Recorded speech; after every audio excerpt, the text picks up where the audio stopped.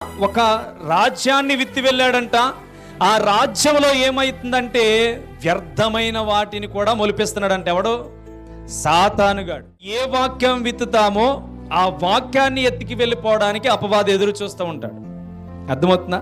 మనమందరము నిలకడగా వాక్యం మీద నిలబడిపోతే గనక సాతానుగాడు మన గ్రామంతో పని పెట్టుకోడు.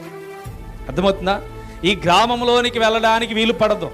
ఈ గ్రామము క్రైస్తవ గ్రామము. ఒక్కడు కూడా విగ్రహారాధన ఈ గ్రామంలో ఎవడు చెయ్యడు. ఈ గ్రామంతో నేను పని పెట్టుకోకూడదు అనుకుంటాడు. ఈ గ్రామములో కూడా పని పెట్టుకుంటున్నాడంటే గురుకులను ఏం చేస్తున్నాడు? నాటుతున్నాడు.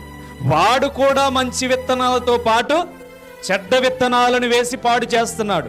అంటే మన హృదయం అనేది ఏ విత్తనం విత్తుతామో అదే కోస్తా. మాటలు ఉపమానం ద్వారా ఏమిటంట? సాతాను కూడా వాక్యం వినే హృదయాల్లోనికి వెళ్తున్నాడు. ఎందుకు వెళ్తున్నాడు? ఎందుకు వెళ్తాడో తెలుసా? నోటి మాట నుంచి ఏదైతే బయటికి వెళ్తాదో అదే మనుషుని అపవిత్రపరుస్తుంది. లోపల ఉండేదాని విషయంలో కాదు, కానీ బయటికి ఏదైతే వస్తుందో దానిని బట్టే సాతానుడు వాళ్ళ మీద దాడి చేయించున్నాడు. కాబట్టి మనం ఆలోచన చేయాలి. మన హృదయములో ఉన్నదాన్ని హృదయములో ఉంచుకుంటే దాని వలన మనకి ఇబ్బంది ఏమీ అవదు.